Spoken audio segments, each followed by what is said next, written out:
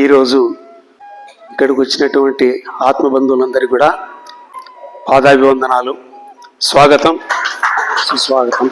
Masters, బ్రహ్మర్షి పితామహ పత్రి గారికి, సదానంద గురువు గారికి, స్వర్ణమాల మేడం గారికి, ఆ తర్వాత నన్ను కన్న నా తల్లిదండ్రులకు, ఈ పిరమిడ్ వ్యవస్థాపకులకు, ఈ పిరమిడ్ నిర్వహిస్తున్నటువంటి సార్ గారికి, ఆ తర్వాత ఇక్కడ వచ్చినటువంటి ఆత్మబంధువులందరికీ, అన్నప్రసాదం తయారు చేస్తున్నటువంటి మాస్టర్స్ మేడమ్స్ అందరికీ కూడా నా యొక్క హృదయపూర్వక నమస్కారం. మేడమ్స్,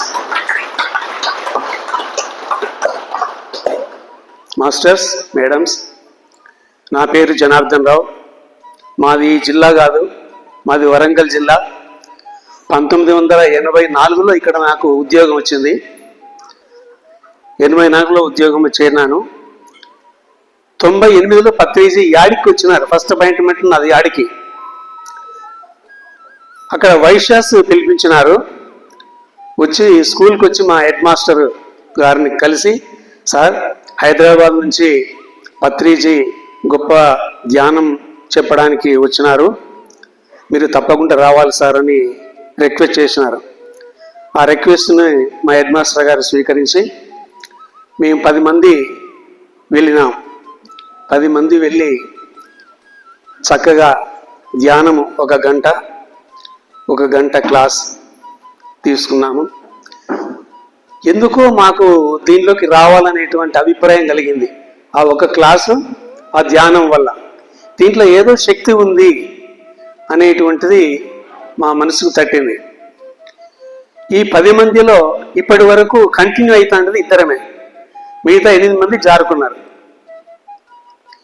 ఎవరికైనా దీనిలో రావాలంటే పూర్వజన్మ సుకృతం ఉండాలి. ఆ సుకృతం లేనిది ఈ పిరమిడ్లో అడుగుపెట్టే కూడా ఆస్కారం లేదు, అర్హత ఉండదు వారికి.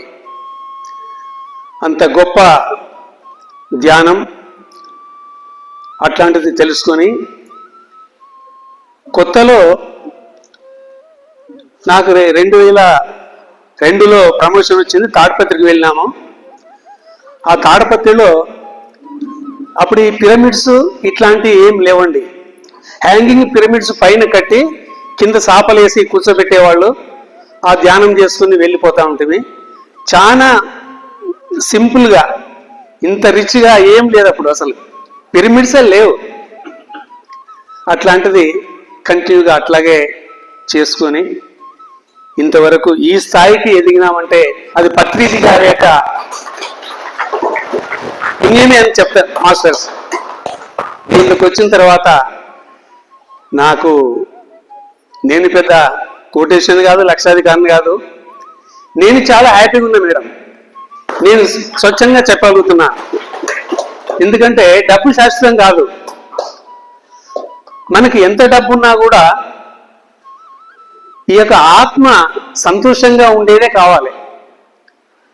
డబ్బు లేకపోయినా సంతోషం ఉంటుంది, డబ్బు ఉంటే సంతోషం ఉంటుంది అనేది అబద్ధం. మీరు ఎంతమందో కోటీశ్వరులు చూస్తాను, లక్షాధికారులు, బిలియనీర్ ట్రైనీలు చూస్తున్నాం. వాళ్లకు సంతోషం లేదు, నిద్ర లేదు, రాదు వాళ్ళకు. ఎందుకంటే వాళ్ళ వ్యాపారాలు డబ్బును ఇంకా దాన్ని పోగు చేయాలి, ఇంకా పెంచాలి అనేది దాని మీద తాపత్రయం.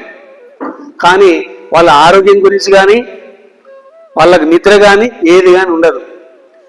కష్టం చేసుకుని పగులంతా కష్టం చేసి వచ్చి తన ఇంట్లో ఉండేది తిని పడుకుంటే వాడు తెల్లవారు 6-6:30 లేడు. చూడండి ఎంత సంతోషంగా, ఎంత ఆనందంగా. మనిషికి ఆనందము, కంటి నిద్ర, కడుపులకు కొంచెం ఆహారం, ఉండటానికి ఇల్లు, ఇవి ఉంటే చాలు మాస్టర్స్, మేడమ్స్ అని నా అభిప్రాయం. మేడం, మనం నాకు తెలిసినటువంటి జ్ఞానాన్ని మీతో పంచుకోవడానికి ఈ యొక్క పిరమిడ్కి రావడం జరిగింది. మనకు ఎన్నో రకాల భయాలు ఉంటాయి మేడం. భయాలంటే సామాన్యమైనటువంటి భయాలు కాదు. కరెంటు పోయిందంటే భయం, ఏమొస్తుందో, తేలుస్తుందో, పాము వస్తుందో అని. దొంగొస్తడేమో, ఏమన్నా తీసుకుపోతాడేమో మన ఇంట్లో ఉండేది అనేటువంటి భయం. ఇట్లా ఎన్నో రకాల భయాలు ఉంటాయి. కానీ వీటిని అన్నింటికంటే మించిన భయం ఇంకోటి ఉంది, మరణ భయం. ఆ మరణం అంటేనే మనిషికి అల్లకల్లలో అయిపోతాడు. ఎందుకు అనంటే కష్టపడి మనం సంపాదించుకున్నటువంటి డబ్బు, బంగ్లాలు, ఇండ్లు, తోటలు, పొలాలు, వెండి, బంగారు, ఇవన్నీ కూడా వదిలిపెట్టి పోవాలనే అని భయం. అంత సంపాదించుకొని వదిలిపెట్టి పోవాల్సిందే, తప్పదు. మనం పైనుండి ఉత్త చేతులతోనే వచ్చినాం. మనం అమ్మ గర్భం నుంచి బయటకు వచ్చినప్పుడు ఎంటీ హ్యాండ్స్, ఖాళీ చేతులతో వచ్చినాం. మరి పోతున్నప్పుడు అంత బాధ ఎందుకు మనకు? అదంతా పట్టుకుపోయికి వీలవుతుందా? ఆ ఇండ్లు, ఆ బంగారు, ఆ లెక్క, అవన్నీ తీసుకుపోయి వీలవుతుందా? కాదు. ఇది నగ్గు సత్యం, అందరికి తెలిసిందే. కానీ ఆశ, ఆ డబ్బు మీద వ్యామోహం, ఇంకా సంపాదించాలి, ఇంకా సంపాదించాలి అనేది. దీంట్లో ఒక చిన్న దృష్టాంతరం ఉంది మేడం, మాస్టర్స్. ఒక గ్రామంలో లక్ష్మీపతి అనేటువంటి ఒక వ్యక్తి ఉండేవాడు. అతడు బాగానే సంపాదించినాడు. సంపాదించి ఒక 10-12 ఇండ్లు కట్టినాడు. అంతకుముందు ఒకతను 12 ఇండ్లు కట్టినాడు. అతన్ని బాగా అందరు 12 ఇండ్ల అనేవాడు. ఇతనికి ఈర్ష్య కలిగింది, నేనెందుకు అనిపించుకోకూడదు, ఆయనకంటే ఇంకొకటి ఎక్కువే కట్టాలి అని కట్టినాడు. కట్టి అందరిని, బంధువులను, స్నేహితులను అందరిని పిలిచి బ్రహ్మాండంగా గృహప్రవేశం చేసి హాయిగా తిని పడుకున్నారు. మధ్యరేత్రి, నాయనా ఇక నీ టైం అయిపోయింది, నువ్వు వెళ్ళాల్సిన టైం ఆసన్నమైంది, వెళ్ళాలి అని ఆత్మ మాట్లాడుతుంది. అది ఎట్లా వస్తుంది? నేను రానిప్పుడు, నా మనవుని పెళ్లి చేసేది ఉంది, నా బిడ్డకి ఇంకా ఉద్యోగం రాలేదు, నా మనవులకు పుట్టెంటుకలు తీయాలి, ఇన్ని కార్యక్రమాలు పెట్టుకొని నేనెందుకు వస్తాను, నేను రాను అని మొండి చేస్తున్నాడు.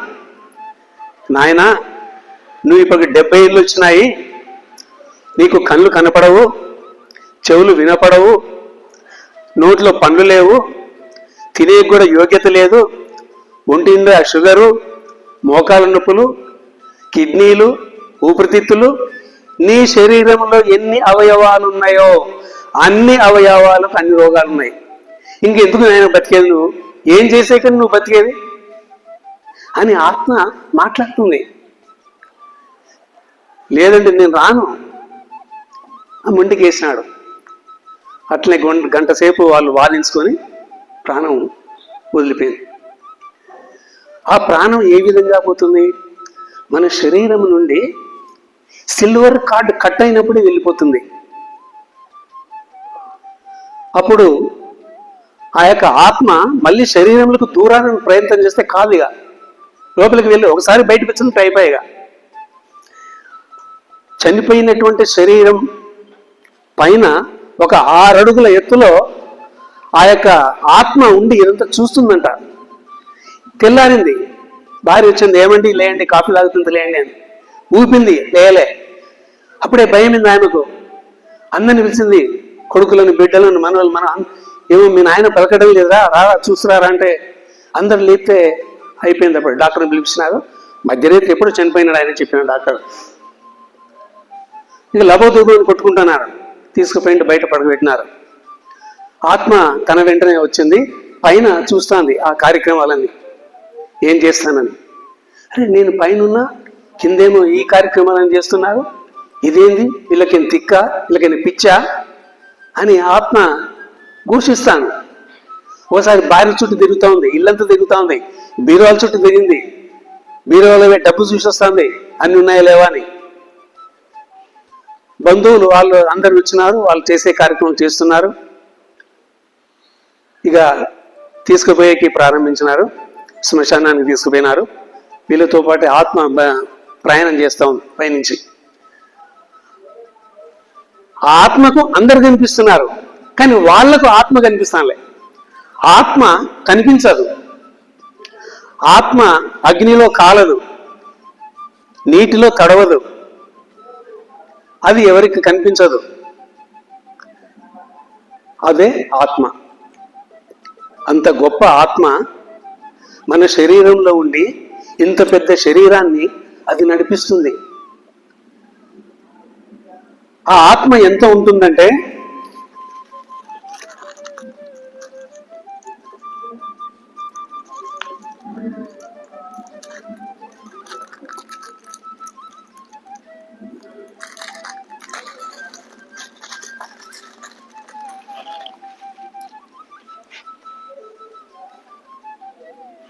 ఈ వడ్ల గింజలు సార్, ఈ వడ్ల గింజల్లో కొనకు తెల్లగా ఈ విధంగా ఒక చిన్న ఘాట్ మారి ఉంటుంది. వరి కంకికి దీనికి జాయింట్ ఉండేదన్నమాట. శరీరానికి ఆత్మకు వైట్ కార్డ్ ఏ విధంగా, ఈ యొక్క సిల్వర్ కార్డ్ ఏ విధంగా ఉంటుందో, ఆ కంకికి దీనికి కనెక్షన్ ఉండేటువంటి తెల్లది ఉంటుంది. అంత ఉంటుందట మన ఆత్మ. ఈ ఆత్మ నాభి నుండి 9 అంగుళాల పైన, హృదయం నుంచి 1 అంగుళము సైడ్కు కుడివైపు, మెడ నుండి బెత్తడి కింద ఈ భాగంలో ఉంటుంది ఆత్మ. ఆత్మస్థానం ఇదన్నమాట. ఇది మంత్రపుష్పం బుక్లో చూడండి, ఉంటుంది కరెక్ట్గా. మంత్రపుష్పం బుక్లో ఉంటుంది. అట్లాంటి ఆత్మ ఇంత గొప్ప శరీరాన్ని నడిపిస్తుంది.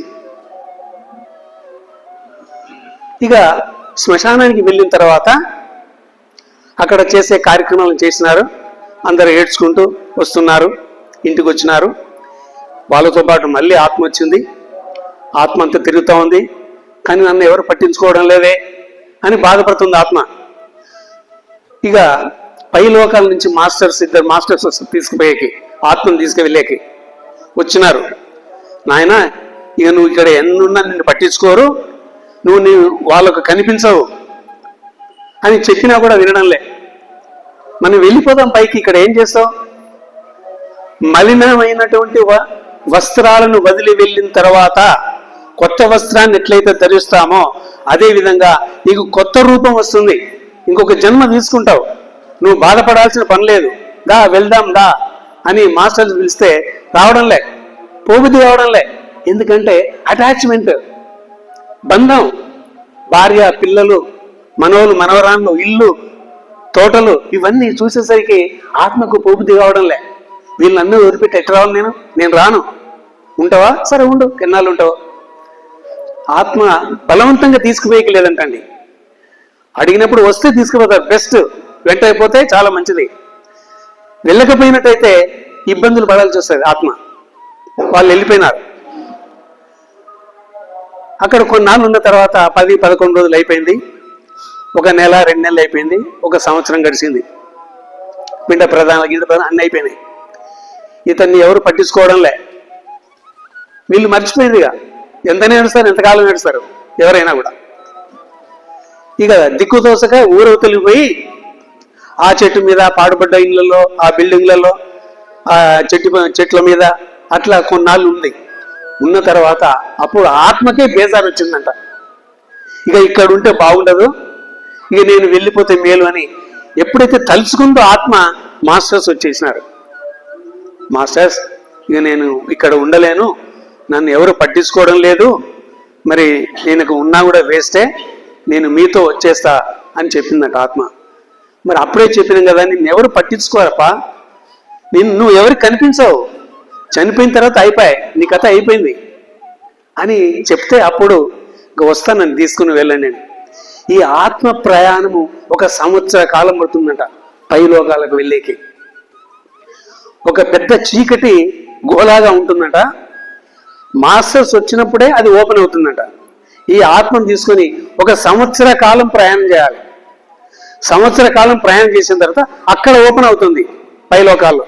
అప్పుడు బయటకు పోయిన తర్వాత ఆత్మ 80 సంవత్సరాలు ఎన్ని అవస్థలు పడింది, డబ్బు సంపాదించేకి ఎంతమందిని ఇబ్బంది పెట్టింది, ఇతను ఎంత ఇబ్బంది పడినాడు, ఎన్ని కష్టాలు, ఎన్ని ఘోరాలు, అవమానాలు ఇవన్నీ భరించి వచ్చింది కాబట్టి కొన్నాళ్ళు రెస్ట్ ఇస్తుందట. హాయిగా నువ్వు విశ్రాంతి తీసుకొని చెప్తున్నారట వాళ్ళు అక్కడ మాస్టర్స్. కొన్నాళ్ళు విశ్రాంతి తీసుకున్న తర్వాత అప్పుడు తీసుకొచ్చి ఇట్లాంటి పెద్ద బిల్డింగ్లు కూర్చోబెట్టి, పెద్ద స్క్రీన్ ఉంటుందంట, ఆ స్క్రీన్ మీద కూర్చోబెట్టి, నాయన పుట్టినప్పటి నుండి ఇప్పటి వరకు నీవు ఏమేమి కార్యక్రమాలు చేసినావో, అంత డబ్బును ఏ విధంగా సంపాదించినవో, ఎంతమందిని ఇబ్బంది పెట్టినావో, ఎంతమంది కష్టపెట్టినావో, నువ్వు చేసిన ఎన్ని మంచి పనులు చేసినావో, ఎన్ని చెడ్డ పనులు చేసినావో, పుణ్యకర్మలు ఎన్ని చేసినావో, పాపకర్మలు ఎన్ని చేసినావో, నీ సినిమా అంతా కూడా ఆ సినిమా స్కోప్ కనిపిస్తుంది, దాంట్లో చూడని చెప్తారంట. అక్కడ కూర్చొని చూస్తూ ఉంటే చిన్నప్పటి నుంచి చేసినటువంటి ఆ కార్యక్రమాలన్నీ పూసగుచ్చినట్టు ఒక్కటి కూడా పక్కకు పోకుండా సినిమా కనిపిస్తుంది. అది చూసేసరికి ఆత్మకు విపరీతమైన బాధ.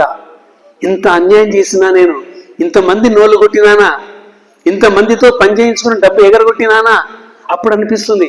చేస్తున్నప్పుడు ఏం అనిపించవు, నేను అన్యాయం చేస్తానా, అక్రమాలు చేస్తానా, పాపకర్మాలు చేస్తున్నాను అని అనిపించదు. చేసిందే. అప్పుడు మనం వెనక్కి తిరిగి చూసుకోం.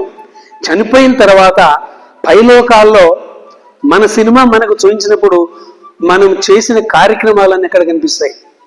అప్పుడు ఆ ఆత్మ విపరీతంగా బాధపడుతుందంట. అప్పుడు తను చూసినటువంటి ఆ యొక్క తన సినిమా అంతా కూడా చూసుకొని అప్పుడు మన జన్మ మనం ఎంచుకోవాలంట.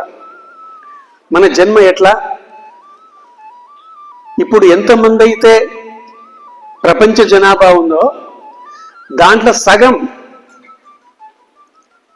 పురుషులు, సగం స్త్రీలు.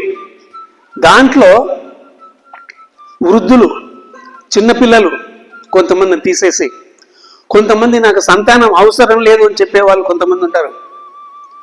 ఇట్లా అంతమంది పోయిన తర్వాత కొంతమంది ఒక 1/4, 1/8 ఉంటారు. ఆ 1/8కే అక్కడ ఉండేటువంటి ఆ యొక్క ఆత్మలు తిరిగి జన్మ తీసుకోవడానికి అవకాశం ఉంటుందట. ఒక్కొక్క ఆత్మ జన్మ తీసుకునేకి 30 ఏళ్ళు, 40 ఏళ్ళు, 50 ఏళ్ళు పడుతుందంట.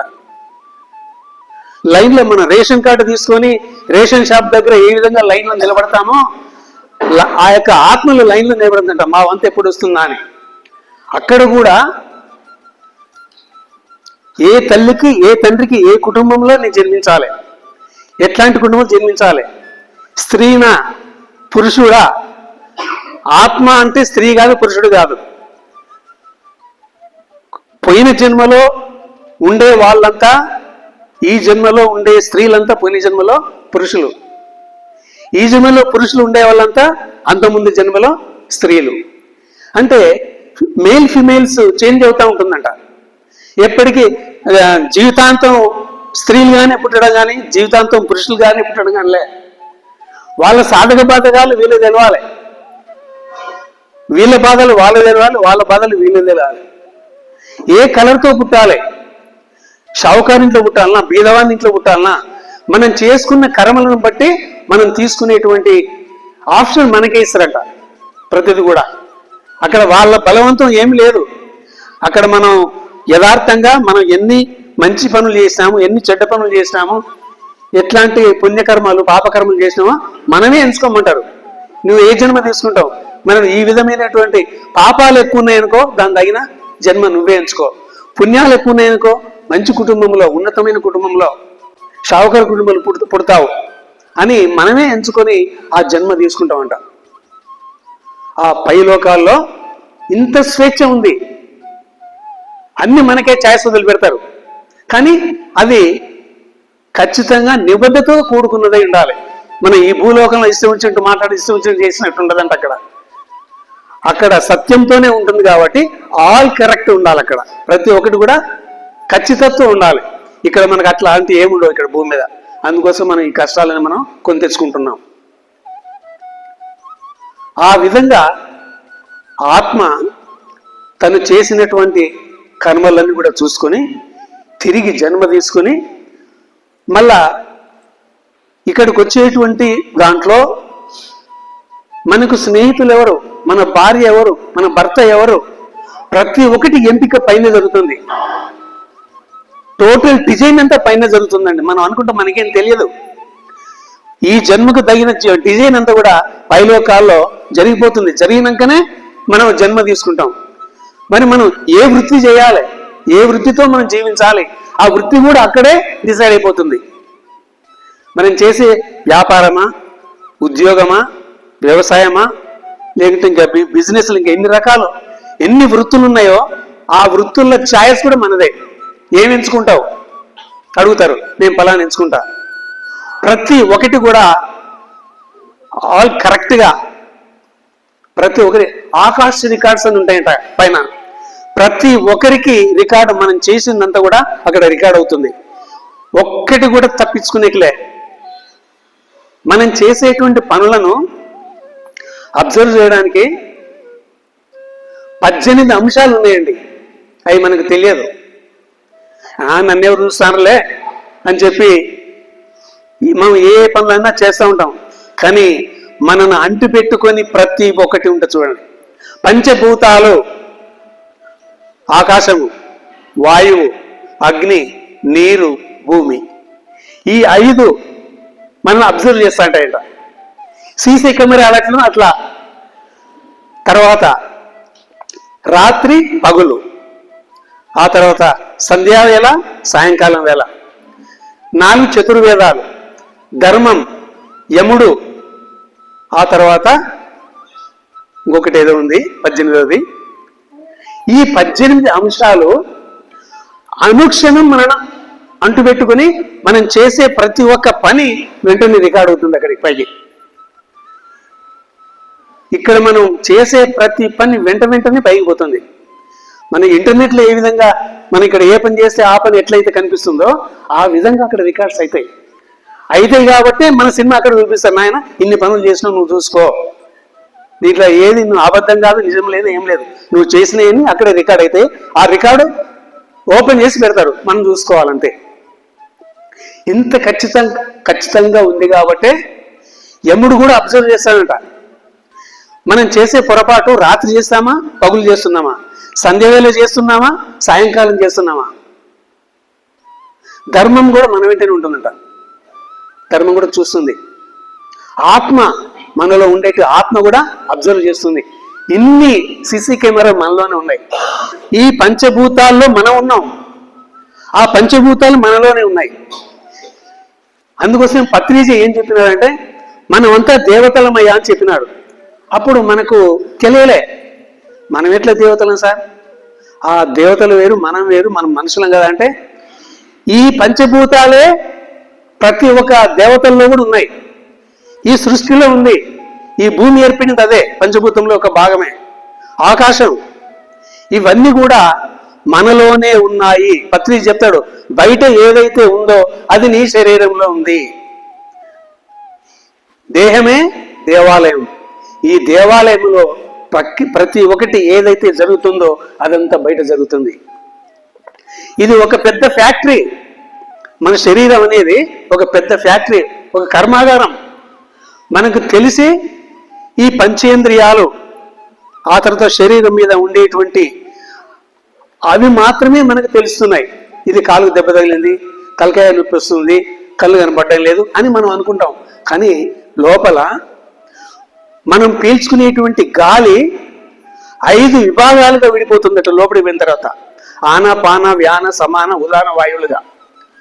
ఆ 5 వాయువులు 29 వాయువులుగా డివైడ్ అవుతుందంట. ఆ 29 వాయువులు ఈ శరీరంలో 200 క్రియలను చేస్తుందంట. చూడండి, 200 క్రియలు లోపల జరుగుతుంది, మనకు తెలియదు. బయటిని మాత్రమే మనకు తెలుస్తుంది. అందుకోసమే ఇది ఒక పెద్ద ఫ్యాక్టరీ అని చెప్పింది పత్రిక. అందుకే లోపల ఏం జరుగుతుందో మనకు తెలియదు. మనం తీసుకున్న ఆహారం లోపల ఏ విధంగా జీర్ణమవుతుందో మనకు తెలియదు. కసపీస నమిలి మింగేది ఒకటే మనకు తెలుసు, లోపల ఎట్లుతుందో మనకు తెలియదు. అదంతా కూడా ఈ యొక్క మనం పీల్చుకునేటువంటి గాలి ద్వారానే. అందుకే గాలికి అంత ప్రాధాన్యత. ఆనాపాన సతి. ఆనా అంటే ఉచ్ఛ్వాస, మనం పీల్చుకునేది. నిశ్వాస, బయటకు వదిలేది. ఆనాపాన సతి, ఉచ్ఛ్వాస నిశ్వాస. మనం లోపలికి పీల్చుకునేది, బయటకు వదిలేది. ఈ లోపే ఇవన్నీ పనులు జరుగుతాయి చూడండి. వితిన్ సెకండ్స్లోనే జరుగుతుంది. ఇదంతా కూడా పత్రిజీ మనకిచ్చినటువంటి జ్ఞానం. అంతకుముందు ఎవరికి తెలియదు ఇది. మనకు ఎంతో మంది గురువులు వచ్చినారు. ఏ గురువు వచ్చినా నాకు బంగారు కంకణం వేస్తావా, 1,00,000 రూపాయలు డబ్బులు ఇస్తావా, 5 లక్షలు ఇస్తావా, ఏమిస్తావు, నా కుట్టిదానికి ఏమిస్తావు, ఇట్లా అడిగే వాళ్ళే. కానీ పత్రిజీ నయా పైసా అడగడు, కాళ్ళకు మొక్కించుకోడు. మిగతా వాళ్ళందరూ నా కాళ్ళు మొక్కండి, 5 లక్షలు పెట్టింది నా కాళ్ళు మొక్కండి. పత్రిజీ చెప్పేది అది, ఎవరి కాళ్ళు మొక్కకూడదు. కాళ్ళు మొక్కింత దరిద్రం ఇంకోటి లేదంటాడు. కాళ్ళే మొక్కకూడదు ఎవరికి కూడా. కేవలం ఎవరికి? తల్లి, తండ్రి, గురువు, దైవం. తల్లిదండ్రులు మనని ఈ భూమి మీద తీసుకొచ్చినారు, వాళ్ళకు మాత్రం మొక్కాలి. మనం ఉంటే మొక్కాలి, లేకుంటే వాళ్ళ ఫోటోకు మొక్కినా కూడా మన పనులు ఆ రోజు సాఫీగా జరిగిపోతాయి. తల్లిదండ్రుల యొక్క ఆశీస్సులు మన పైన ఉంటాయి. Mother is the first teacher to the child. ఆ యొక్క పిల్లలకు తల్లి మొదటి గురువు అంట. ఆ పిల్లవాడు పుట్టిన తర్వాత వాడిని ఆలన పాలన చూసుకొని, వానికి అన్ని రకాల సేవలు చేసి, వాడిని స్నానం చేయించి, బట్టలు వేయించి, వాడిని మేకప్ చేసి దగ్గర కూర్చోబెట్టుకొని చిన్న చిన్న మాటలు నేర్పిస్తుంది. అమ్మ, నాన్న, తాత, బాబాయ్, పిన్ని, ఈ చిన్న చిన్న మాటలు నేర్పిస్తుంది. అందుకోసమే mother is the first teacher to the child అని చెప్పారు. అందుకే తల్లే మొదటి గురువు. ఆ తర్వాతనే స్కూల్కి వచ్చిన తర్వాత ఉపాధ్యాయులు ఈ సమాజంలో మీరు ఏ విధంగా జీవించాలి, ఏ విధంగా బ్రతకాలి, విద్య ఏ విధంగా నేర్చుకోవాలి అనేది తర్వాత secondary. That is secondary. First మాత్రం తల్లి చెప్పేదే మొదటి విద్య. కుటుంబ సభ్యులందరినీ కూడా పరిచయం చేసేది తల్లే. ఆ తర్వాత తల్లికి ఎంత ఓపిక ఉంటుంది. తల్లి అంటే భూదేవితో సమానం. భూదేవిని మనం బోర్లు వేస్తున్నాం, బొగ్గు కోసం దొగుతున్నాం, బంగారం కోసం దొగుతున్నాం, పెట్రోల్ కోసం దొగుతున్నాం, మొత్తం తొగడమే బొక్కలు వేయడమే. ఆయన ఏ రోజు కూడా ఆ అమ్మ మనను కించపరచలే. నా బిడ్డలు బాగుంటే చాలు, నా సంతానం బాగుండాలి అని భూదేవి ఏ విధంగా అనుకుంటుందో కన్న తల్లి కూడా ఆ విధంగానే. ఆ బిడ్డ పైన పాసు పోసిన, వాంతి చేసుకున్న, టాయిలెట్ పైన ఏం చేసినా కూడా ఆ తల్లికి కోపం రాదు. కోపం వస్తే తల్లి కాదు, ఆమె అన్నిటినీ భరిస్తుంది. భూదేవి ఏ విధంగా భరిస్తుందో తల్లి కూడా అదే విధంగా భరిస్తుంది. అందుకోసమే తల్లి అయింది. స్త్రీలకు ఒకసారి గట్టిగా క్లాప్స్ మేడం.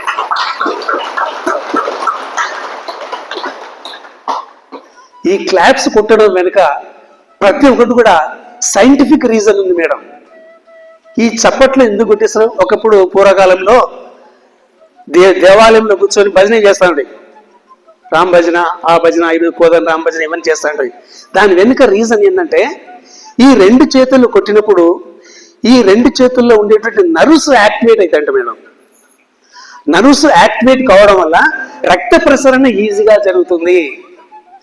మనలో ఉండేటువంటి ఆ రక్త ప్రసరణ ఈజీగా జరుగుతుంది. ఆ భజన వెనుక ఉండేటువంటి సీక్రెట్ అదే. చప్పట్లు కొట్టండి అంటారు. ఏ మీటింగ్ జరిగినా, రాజకీయ నాయకులు వచ్చిన ఎవరైనా చప్పట్లు కొట్టామంటే దాని వెనుక ఈ రీజన్ ఉంది. చప్పట్లు కొట్టడం వల్ల 2 చేతుల్లో గట్టిగా రాపిడి జరగడం వల్ల ఉష్ణోగ్రత అక్కడ పుట్టి ఆ యొక్క నర్వ్స్ యాక్టివేట్ అవుతాయంట. ఇది పత్రిజీ చెప్పింది, మనకు తెలియదు అంతకుముందు. మేడం 98లో ఈ ధ్యానంలోకి రాకముందు నాకు ఏం తెలియదు. నేను ఎంఏ బీఈడి చదువుకున్న సోషల్ టీచర్ను. నేను పిల్లవాళ్ళకు పాఠాలు చెప్పేంత వరకే నాకు తెలుసు. ఈ ధ్యానం అసలే తెలియదు, మెడిటేషన్ అంటే అసలే తెలియదు నాకు. అది ఏం అర్థం తెలియదు. ఇంట్లో మా తల్లిదండ్రులు పూజలు, పునస్కారాలు, హోమాలు, సత్యనారాయణ వ్రతాలు, మేము దాదాపు ఒక 35 సత్యనారాయణ వ్రతాలు చేసినాం ప్రతి సంవత్సరం కార్తీక పౌర్ణమికి. ఆ పూజలు పునస్కారాలు తెలుసు, కానీ ఈ మెడిటేషన్ అంటే అసలు తెలియదు. 98లోకి వచ్చిన తర్వాత దీంట్లో సీక్రెట్ తెలుసుకున్నా మేడం. ఎంత గొప్ప శక్తి ఉంది ఇందులో. ఇన్నాళ్ళు ఇంత ఏజ్ వచ్చిన 43 సంవత్సరాలు అయింది నేను ఈ ధ్యానంలోకి వచ్చినప్పుడు. నా వయసు 43 సంవత్సరాలు. అంతకు ముందు ఉండే ఏజ్ అంతా కూడా వేస్ట్ అయిపోయిందా, ఇంత వేస్ట్ చేసుకున్నా నేను అని బాధపడేవాడిని. అయినా మనకు ఏ టైంకి ఏది లభించాలనో ఆ టైంకి లభిస్తుంది. మనం పుట్టేడు ఆనందంలో పోలినా మన శరీరానికి ఎంత అంటాలనో అంతే అంతుంది. పుట్టేడు మాత్రం అంటారు. పత్రిజీ చెప్పేది కూడా అదే అనమాట. మీకు ఏ టైంకి ఏది కావాలనో మీరు చేస్తూ పోతూ ఉండండి, చేస్తూ వెళ్ళండి. మీకు రావాల్సినవి కూడా వచ్చేస్తాయి.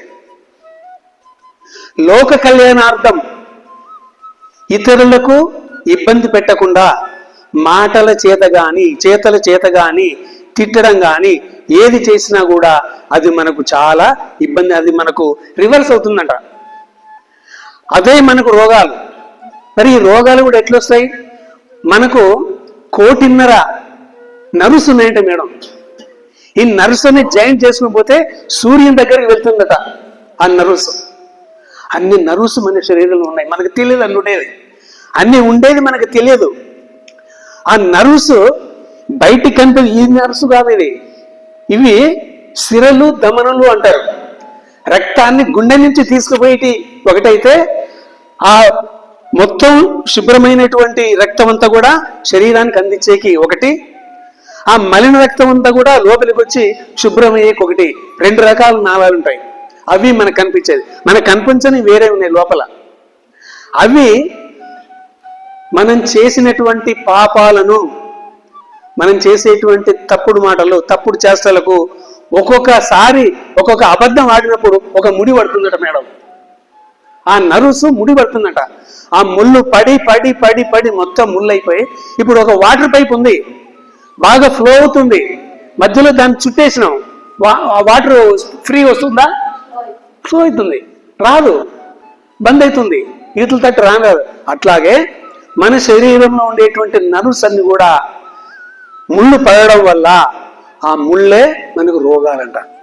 చిన్న చిన్న పాపాలకు చిన్న చిన్న రోగాలు, పెద్ద పెద్ద పాపాలకు పెద్ద పెద్ద రోగాలు. ఇవన్నీ మనం స్వయం కృతాపరాధాలు. ఇవన్నీ మనం చేసుకున్నదే మనం అనిపిస్తున్నాం. మనం ఏమనుకుంటామంటే ఏదో ఇంటోడు చేసినాడు, పక్కింటోడు చేసినాడు, ఆ ఇంటోడు చేసినాడు, ఏ బంధువులను తిడతాం, వాళ్ళని తిడతాం. తిట్టినంత మనకే నష్టం. ఎవరిని తిట్టకూడదు. ధ్యానంలోకి వచ్చిన తర్వాత ఇంత జ్ఞానం తెలుసుకున్నాను మేడం. నిజంగా కూడా ఎవరిని అనకూడదు, ఎవరిని అన్నా కూడా తిరిగి అది మనకి రివర్స్ అవుతుంది అనేటువంటి జ్ఞానం నేను నేర్చుకోగలిగాను మేడం. ఇంత చక్కటి జ్ఞానాన్ని పత్రిజీ మనకి ఇచ్చినారు మేడం. దానికి గట్టిగా ఇంత జ్ఞానాన్ని పత్రిజీ 154 దేశాలు తిరిగినాడు మేడం. ఇప్పుడు 40 lakhs పైన ధ్యానులను తయారు చేసినాడు. ఆ ధ్యానుల మీద మన మీద పరుగు పెట్టినాడు. నాయన నేను చేసేంత వరకు చేసినా మీరందరూ ఇప్పుడు మిగతా వాళ్ళను ధ్యానులు తయారు చేయండి, శాకాహారులుగా మార్చండి. ప్రపంచమంతా కూడా ధ్యానమయం ఉండాలి, ధ్యానమయం కావాలి, అంత ధ్యానులు కావాలి, శాకాహారులు కావాలి. మనము తినలేనటువంటి ఆహారాన్ని, కానటువంటి ఆహారాన్ని మనం తినకూడదు. మనం తీసుకునేటువంటి శాకాహారమే మన శరీరానికి అంత బలం. కొంతమంది వాదిస్తూ ఉంటారు, మటన్లు చికెన్లు తింటే బలం కదా, మరి ఈ పప్పులు కూరగాయలు ఆకుకూరలు దుంపలు ఇవన్నీ తింటే ఏమి అని. సైంటిఫిక్ రీజన్గా ఆలోచించినట్టయితే మనం తీసుకునేది స్వచ్ఛమైన ఆహారం, ఆకులు కూరగాయలు పండ్లు ఇవన్నీ కూడా. అదే కోళ్ళు మిగతా అన్ని కోడిగుడ్లు అవన్నీ కూడా తీసుకున్నట్టయితే అవి మృతాహారం. ఆల్రెడీ చనిపోయిన వాటిని మళ్ళీ మనం తినేకి ప్రయత్నం చేస్తున్నాం. ఒక టమాటా కనుక చెడిపోతే దాన్ని పారేస్తాం. ఇక్కడ ఒక కోడి చనిపోయిందంటే ఒక మాంసం కొట్టులో వాళ్ళు చనిపోయినయే కోసి అమ్ముతున్నారో లేకుంటే రోగంతో వచ్చేటి అమ్ముతున్నారో మనకు తెలియదు. తెచ్చుకుంటాను, దాంట్లో మసాలాలు పెట్టి బాగా రుచిగా ఉందని తింటున్నాం. అదే మనకు కొట్టేటువంటి పెద్ద ఎఫెక్ట్. ఎన్ని పాపాలు మనం చేస్తున్నాం అంటే అన్ని పాపాలు చేసి అంత మూట కట్టుకున్నాం. ఒక సాకలి మూట అంత అయింది, అది నెత్తిన పెట్టుకొని చనిపోయినాక మళ్ళీ పోవాలి పైకి. అక్కడి నుంచి మళ్ళీ మనం కిందకి వస్తాం, అక్కడ ఉండేకిలే మళ్ళీ పంపిస్తారు కిందికి. ఒక క్లాసులో ఒక పిల్లవాడిని ప్రమోట్ చేయాలంటే 35 మార్కులు రావాలి మేడం, ఎనీ సబ్జెక్ట్ 6 సబ్జెక్టులో. మరి అదే విధంగా ఒక క్లాసుని ప్రమోట్ చేయాలంటే 35 మార్కులు వస్తే మనం హయ్యర్ క్లాస్కి ఎట్లయితే మనం ప్రమోట్ చేస్తున్నామో మనం కూడా ఈ లోకం నుంచి వేరొక లోకానికి పోతుంటే మనం కూడా 35 మార్కులు తెచ్చుకోవాలి. ఇప్పుడు మాకు 2 మార్కులు 3 మార్కులే వస్తున్నాయి మనకు. మనం చేసుకున్న పాపాలు, మనం చేసుకున్న ఘోరాలు, మనం చేసిన అబద్ధాలు, ఒక రోజులో ఉదయం నుండి సాయంత్రానికి ఎన్ని అబద్ధాలైనా గోడ మీద టిక్కులేసిన గోడంతా నిండిపోతుంది. అయిన దానికి కారణానికి కూడా అబద్ధాలే. అది రీజనబుల్గా అది అవసరమా లేదా అనేది కూడా మనం అనుకోం. ఒక వ్యక్తి ఫోన్ చేస్తాడు, అతన్ని మనం దాక్కుంటాం. ఏమబ్బా ఇంటికి ఉన్నాడు, లేదు నేను అనంతపురంలో ఉన్నాను అనటం అనవసరం లేదు. ఉన్నానని చెప్పు, వచ్చి ఏదో సర్ది చెప్పి పంపించు, అంతేగాని నేను ఇక్కడ లేను అనంతపురం అంటే అబద్ధం కదా. అన్నీ మనం తెలిసే చేస్తూ ఉంటాం, ప్రతి ఒక్కటి కూడా మనం తెలియజేస్తాం. అది తప్పు అని మనం తెలుసుకోలేకపోతున్నాం. అది తెలుసుకోవడానికి ఈ ధ్యానం ఎంతో అవసరం మేడం. ఈ ధ్యానం అంతే అవసరం మేడం. మన జీవితాలను బాగు చేసుకోవడానికి ధ్యానము చక్కటి మార్గం, ఇదొక ఆయుధం. ఈ ఆయుధం చేతనే మనకు ఉండేటువంటి మన శరీరానికి ఉండే రోగాలు, నొప్పులు, బాధలు, ఏ మనిషి కూడా సంతోషం లేదు. డబ్బు ఒకటి ఉంది, డబ్బు డబ్బు డబ్బు అనే చచ్చిపోతున్నాం తప్ప డబ్బు అవసరమే కాదంటానులే. మనం కోరుకునేటి అన్ని కూడా కోరికలు చాలా అవసరమే. ఏదైనా కూడా లిమిట్స్, పరిమితంలో ఉండాలి. మనకి ఎంతవరకు అంతవరకే. టచ్ బీ నాట్, అంటి అంటనట్టు, ముట్టి ముట్టనట్టు. తామరాకు మీద నీటి బొట్టు వేస్తే ఏ విధంగా ముత్యంలాగా మెరుస్తూ ఉంటుంది, ఆ ఆకుకు అంటదు ఆ నీరు. అదే అరిటాకు మీద వేస్తే వెంటనే పరుచుకుపోతుంది. ఆ అరిటాకు మీద పరుచుకుపోయినట్టు మనం అటాచ్మెంట్స్ పెట్టుకున్నాం. నా నా నా అని, నా బంధువులు, నా కొడుకు, నా మనవడు, నా మనవరాలు. ఉండాలి ప్రేమ, ఉండకుంటే బాగుండదు. భగవంతుడు మనకి ఏ విధంగా లింక్ పెట్టిందంటే జుట్టుకు బెండు, కాలుకు గుండు, మునగలేక తేలలేక. అది మనం మునిగి తేలకుండా ఉండాలంటే మనం ఏ విధంగా జీవించాలి, ఈ ప్రపంచంలో ఎట్లా బ్రతకాలి, ఎందుకు వచ్చినాము, మనం ఏమనుకోవాలంటే అసలు నేనెవరు అని క్వశ్చన్ వేసుకోవాలంట మేడం. రాత్రి పడుకుంటానప్పుడు హూ ఈజ్ ఐ యామ్, నేను ఎవరు, నేను ఎందుకు వచ్చినాను ఇక్కడికి, ఏం చేయడానికి వచ్చినాను, ఏం చేస్తున్నాను, మళ్ళీ నేను ఎక్కడికి వెళ్తున్నాను, ఎక్కడి నుంచి వచ్చినాను. ఈ 5 క్వశ్చన్స్ వేసుకుంటే మనకు సమాధానాలు ఈజీగా దొరుకుతాయి మేడం. నేను ఎవరు అంటే నేను ఆత్మ అని మనం చెప్పుకోవాలి. నేను జనార్దన్ రావు, ఇది చేసాం ఐడెంటిఫికేషన్ నేమ్. నన్ను గుర్తించడానికి, నన్ను పిలవడానికి మాత్రమే ఆ పేరు ఆత్మ. ఒక ఇంటికి సర్వేరు పోయినాడు జనాభా లెక్కలకు. ఆ జనాభా లెక్కలు పోయినప్పుడు మళ్ళంటి జ్ఞానులు అయితే తమాషగా ఉంటుంది. ఆయన మీ ఇంట్లో ఎంతమంది ఉంటారండి అని అంటే, మా ఇంట్లో 4 ఆత్మలు ఉంటాయి. ఏం స్వామి 4 ఆత్మలు అంటాను, దయ్యాలు ఉన్నాయి ఏం పాడు, 4 ఆత్మలు. నేను ఆత్మ, నా భార్య ఆత్మ, నా కూతురు ఒక ఆత్మ, నా కొడుకు ఒక ఆత్మ అని చెప్పిన ఒకటి. వాడు పరుగోపరిగా ఆ మధ్యలో ఉన్నాడు. ఆత్మలు అంటున్నాడు, దయ్యాలు అంటున్నాడు, నన్ను పట్టి బీక్తాయని చెప్పి భయపడిపోతారు. అంటే ఆత్మ అంటే దయ్యం అనేదే మనకు తెలుస్తుంది. చనిపోయిన తర్వాత పైకి ఆత్మ పోకపోతే ఆ ఆత్మ ప్రేతాత్మగా మిగిలిపోతుందంటే ఇక్కడ భూమి మీద. పైకి పోయేకి లేవాళ్ళకు, ఎంట్రన్స్ లేవాళ్ళకు ప్రేతాత్మలో మిగిలిపోయి దయ్యాలు భూతాలు అంటామే అయ్యాయి అనమాట. యాక్చువల్గా ఆత్మ అంటే అది దయ్యం కాదు, భూతం కాదు, మన శరీరంలో ఉండేటువంటి, మన ఈ దేవాలయంలో ఉండేటువంటి ఒక పరమాత్మ దేవుడు. మనం ఏదైతే దేవుడని మనం పూజిస్తున్నామో, గుడికి పోయి టెంకాయలు పెట్టి మనం చేసేటువంటి పూజల పునస్కారాలు ఉన్నాయో, పత్రిజీ ఏం చెప్పినాడు, దేవాలయాలకు వెళ్ళండి, వద్దంటాం లేదు, కానీ ఆ యొక్క భగవంతుడు అక్కడ లేడయా నాయన, మీలోనే ఉన్నాడు, మన శరీరంలోనే ఉన్నాడు, మీరు అది తెలుసుకోలేకపోతున్నారు. ఆత్మే భగవంతుడయా, ఆ ఆత్మే మనం చేయించేది, ఈ 190 పనులు చేయించేది ఆత్మే. మనం నడుస్తున్నాం, కాలుకు ముళ్ళు కూర్చుంది, వెంటనే ఆ ఆత్మ ఏం చెప్తుంది, ఈ చేతికి ఆర్డర్ ఇస్తుంది, ఆ ముళ్ళ ఏదో కూర్చుంది తీయని. విత్ ఇన్ సెకండ్స్లోనే ఆ పనితో జరిగిపోతుంది. ఎంత ఉంటే అంత ఉండేటి ఆత్మ ఇంత పనులు చేయిస్తుంది అంటే దానికి అంత పవర్ ఉంది.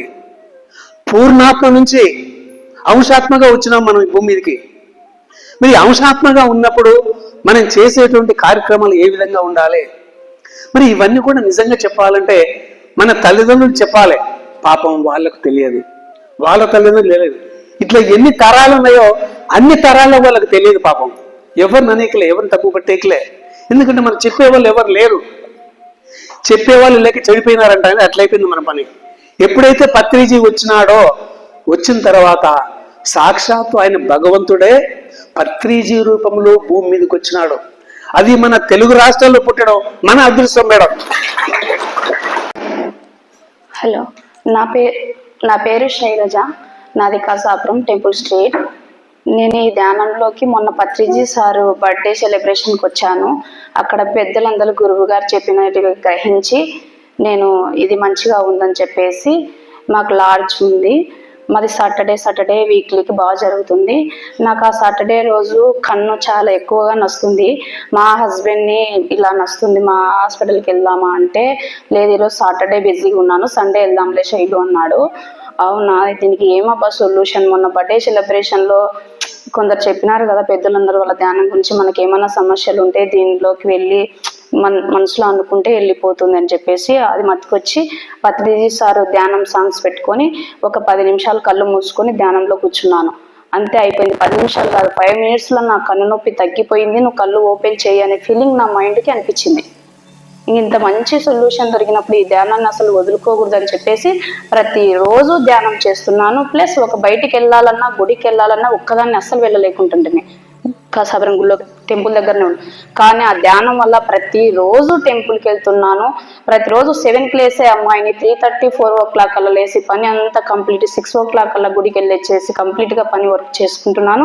ఈ ధ్యానం వల్ల ఇంత స్పీడ్ పెరిగిపోయి నా పనులు యథావిధిగా ఈవినింగ్ ఆఫ్టర్నూన్ 2 గంటలకు పడుకొని 5 గంటలకు లేసే అమ్మాయిని 3:30, 4 o'clock అలా పని అంతా ఫినిష్ చేసుకొని మొత్తం వర్క్ అంతా ఫినిష్ చేసి, మా అత్త మామూలుగా అయితే లాడ్జ్ అంతా బిజినెస్ పరంగా అంగడీలు అన్నీ ఉన్నాయి, అంత మా అత్తనే వర్క్ చేసేది. మార్నింగ్ 3కి అట్లా లేసి అంతా చేసేది. మా అత్తలు చేస్తున్నా కూడా నేను లేవకుంటుంటేనే ఆమెనే చేసుకుంటాదులే అని చెప్పేసి. కానీ ఈ ధ్యానం వల్ల మా అత్తను మా ఫ్యామిలీని అంతా 7 వరకు పడబెట్టి నేను 3:30 నుంచి మార్నింగ్ నైట్ 11 వరకు నేనే అంత పనులు చేస్తూ ఉన్నాను. మా అత్త అయితే నన్ను ఎంత ఎంకరేజ్ చేస్తుంది అంటే, మా పిల్ల ఇంత బాగా పని చేస్తుంది, మామూలుగా అయితే అస్సలు లేవకుండా మా పిల్ల 7 వరకు అంటుంది. అసలు ఎంత బాగా చూసుకుంటుంది మా పిల్లని. గేర్లో వాళ్ళకి చెప్పడము, ఒక్క రోజు కూడా బయట ఫుడ్ తినలేదు మా పిల్ల. 3 పూట్ల బాగా చూసుకుంటాను. ఇప్పుడే కాదు, ఫస్ట్ నుంచి మేము ఉండేది ఒకటే కోడలు, ఒకటే అబ్బాయి, సింగిల్ పర్సన్ మా ఆయన. మా అత్త నన్ను కూతురులాగా చూసుకుంటుంది. నా జీవితంలో మా అమ్మ కూడా చూసుకుంటుంది, అంత బాగా మా అత్త చూసుకుంటుంది.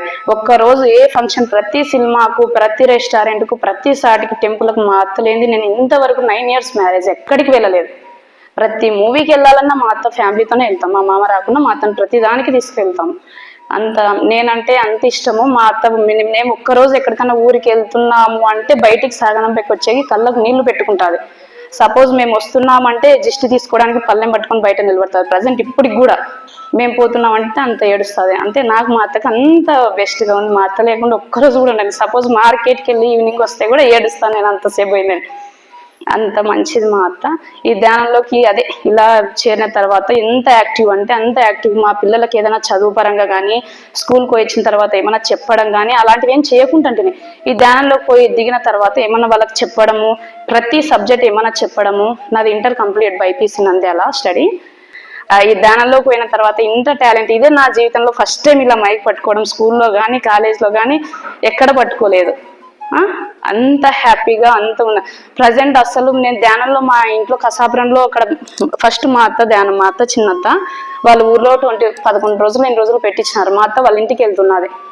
ఓనత్త ఏందబ్బా మా పని పాట చేయకుండా అంత నా మీద వదిలేసి మా అత్త అక్కడికి వెళ్తుంది అని విసిగించుకునేదాన్ని. వాళ్ళకు పోకుండా మళ్ళీ మా అత్త మా ఇంటికి 11 రోజులు ధ్యానానికి పిలుచుకొచ్చింది. ఫస్ట్ రోజు ఏమైనా చేసుకుంటారు, ఏంది ఇంతమందిని దొరికొచ్చి నన్ను కాఫీలు, టీలు, స్నాక్స్లని విసిగిస్తుందని ఫస్ట్ రోజు బెడ్రూమ్లో డోర్ వేసుకొని పనుకున్నాను. కానీ రెండో రోజు మనసుకి ఇలా చేయకూడదు కదా, వచ్చిన పెద్దలు ఏమన్నా అనుకుంటారేమో, కోడలు పనుకొని హెల్ప్ చేయలేదు అనుకుంటారని చెప్పేసి రెండో రోజు యథావిధిగా వెళ్ళి ధ్యానంలో కూర్చొని మా అత్తను కూడా అక్కడనే కూర్చోబెట్టేసి నేను అన్ని హెల్ప్ చేశాను. 11 రోజులు అయిపోయిన తర్వాత ఓహో ఈ ధ్యానం 11 రోజులు కాకుండా 21 days మా ఇంట్లో పెట్టుకుంటే చాలా బాగుంటుందేమో అనే థాట్ నా మైండ్ కలిగింది. ఇంకా 11 రోజుల తర్వాత గ్రాండ్గా భోజనాలు పెట్టించేసి సాగనం చేసినాం. అప్పుడు 1 year అయిపోయింది, అయినా కూడా ధ్యానంలోకి పట్టించుకోలేదు. మొన్న పత్రిజీ సార్ బర్త్డే సెలబ్రేషన్కి వచ్చిన తర్వాత నా మైండ్ బాగా వెలిగింది. ఇంకా అప్పటి నుంచి ఆ రోజు నుంచి ఈ రోజు వరకు కంటిన్యూగా చేస్తున్నాను. అందరికి థ్యాంక్ యూ, ధన్యవాదాలు.